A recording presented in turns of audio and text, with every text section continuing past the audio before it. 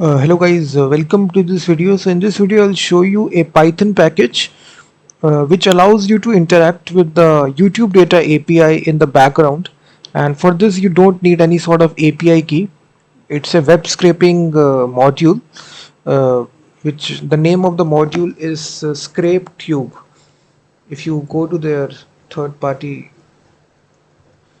package search website, just search for this Scrape Tube. So you can scrape YouTube without the official YouTube API and without Selenium. So this is actually the package. Simply install this package here by using the command, and I've already installed it.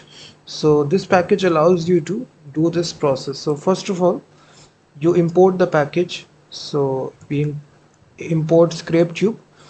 After that, we declare the variable videos.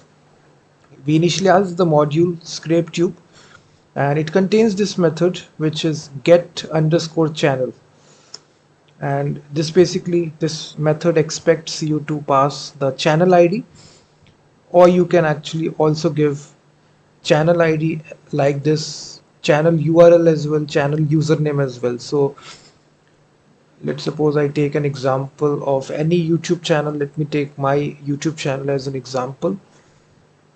So what you need to do, you just need to copy the URL of your channel, simply copy it and simply pass right here channel URL in double quotes, paste it. So now what will happen, it will actually scrape every video of your YouTube channel and return inside these videos. So now we can loop through all these videos, which is an array, and we can print out each video. So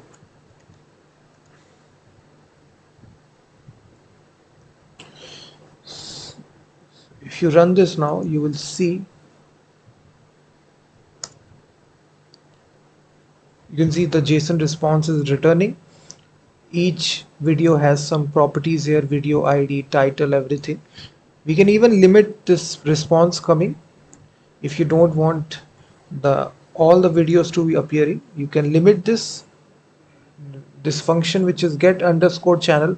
Here you can specify the limit property as a second argument. So limit basically allows you to limit the results. So I only want 5 videos of my channel. So now what happens, you will only get the 5 videos. You will see each video has some properties attached to it, which is actually the video ID. Then we got the thumbnails as well, and as you can see, this is a JSON response here. We have got width and height. So we also got the title here, if you see. So for printing out the individual property here, what we can do, we can say we need to print out the title. So now it will print out all the titles of the video only. You will see now we have the title here, Python. We can even filter out videos as well. So there is a third argument that you can pass to this function, which is get channel. First is the channel URL, then you can pass the limit, and then there is a third option which you can pass.